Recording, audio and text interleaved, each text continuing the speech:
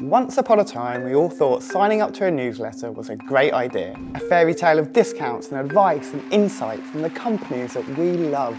Amazing. And then the 90s ended, and we all had to put up with oversaturated markets, emails full of spam, and no one not really knowing what to do anymore. So get your subject lines in order and your call to actions clear, as we look at When's my prompt? our say action in the action way, as we look at how to write emails that encourage action. Out there. That encourage action. In this week's episode of Giant Wednesday.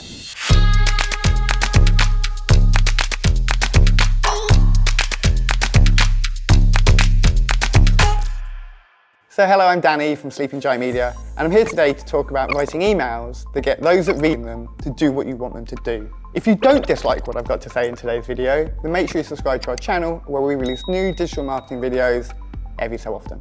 A strong email marketing strategy which is driven by data and backed up upon layers and layers of audience insights and marketing goodness can help you set a strong foundation for engaging and communicating with your subscribers. Put simply, if you get your emails right, they can do good things for you, even in 2020. But whilst all that data and know-how definitely helps optimize your emails, sometimes the simple things can make all the difference, like the actual words that make up the email itself. The psychology of words is a powerful tool when it comes to encouraging or enticing your readers to do what you want them to do. And with such power comes great responsibility.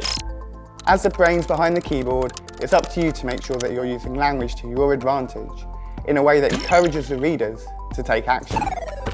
To help you get started, I've broken down some key points to consider when it comes to writing your next action-inspiring email marketing campaign. So without further ado, number 1, start strong.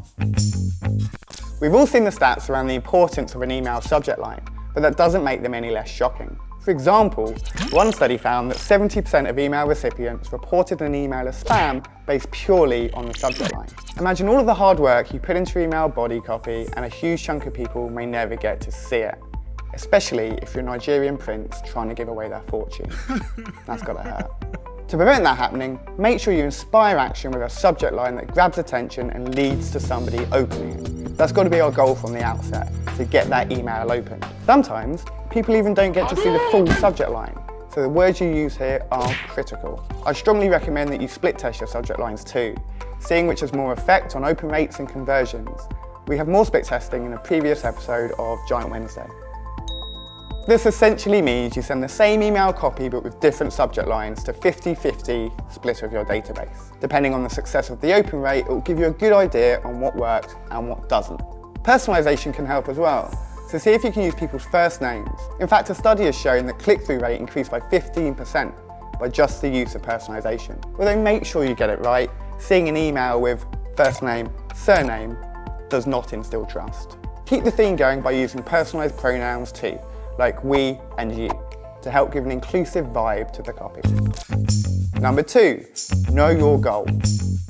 Okay, they've opened it, now what? When it comes to being effective and wanting people to take an action, you need to know what that action should be and how that helps you achieve your goals and KPIs. Think about your marketing strategy and what your KPIs are, and use this to determine the goal you're trying to achieve with your email marketing. For example, do you want to increase subscription, boost sales, or get people to download your latest white paper? Let's say that we want to offer our customers a 50% discount on our online clothing store using our email newsletter. And from our list of about 10,000 people, we want at least 50 sales using that discount code. Once you know this information, you have much greater focus. Don't go straight in and offer your discount, but to build a compelling email that has a clear and easy call to action for the user to understand. Whatever your goal, your emails are here to help you achieve this. Once you have a really clear idea on what your goal is, you can then work out how to get there. Number 3, use the right language. When used in a clever way, marketing power words can help to increase the likelihood of your readers taking action. For calls to action in particular, the best action-inspiring phrases are often brief, clear, and have strong verbs. No, verbs. Make sure you focus on speaking directly to the user, using their pain points and opting for specific words that speak directly to them. Instead of a simple click here, which isn't very inspiring, think about the outcome and go for something a little bit more imaginative. So going back to our clothing store example, we could use the following as an effective call to action. Discover the new you. Or, if you don't, your friends will. Make it sound fun and personable and interesting, and like something they actually want to do. This will differ naturally based on your sector and your industry, but you know your audience. Use your understanding of them to help you target them in a really focused way. Use the language you would use if somebody came into a physical shop and you wanted to wow them with your offer. And if you're still a bit stuck, then remember to split test and work out what your audience responds best to. Number 4, keep things simple. It's a fact that the average person online has a short attention span.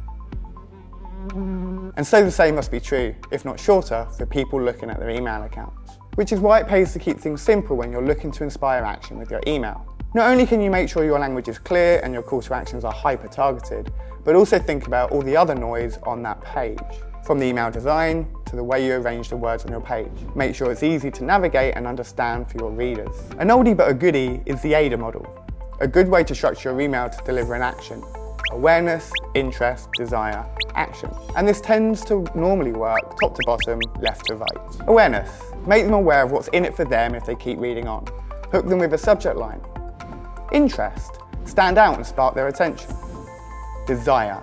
Make them want the thing before you've even offered it. And action. Hit them with a call to action. Remember, when it comes to email marketing, you can use 3 words instead of 9, and that's probably the approach you should take. It's a tough balance because you need to keep things interesting enough to grab their attention, whilst keeping things simple enough to make sure they stay engaged. But once you get that balance right, you'll see your clicks and conversions start to follow that all-important upward curve. Split your page into the 4 sections and work out which words are an absolute must, and then plan around that. Don't try the hard sell unless your audience is used to it and they appreciate it. So that was a quick run through of some of the key things to keep in mind if you're looking to write emails that inspire action, whatever action that might be. Bringing you from your customer spam folder into their important folder and making a giant impact. Just remember, with great power comes great responsibility. So make sure you're using your newfound powers of persuasion for good and not evil. If you have any more advice, or if you think we've missed a trick, then make sure you let me know in the comments below. Here's today's giant cheat sheet on the topic. Click the link in the description to download it, or simply take a screenshot if you're on your mobile. As always, make sure you subscribe to our channel for more great content every single week. Thanks for watching, and we'll see you next time for another Giant Wednesday.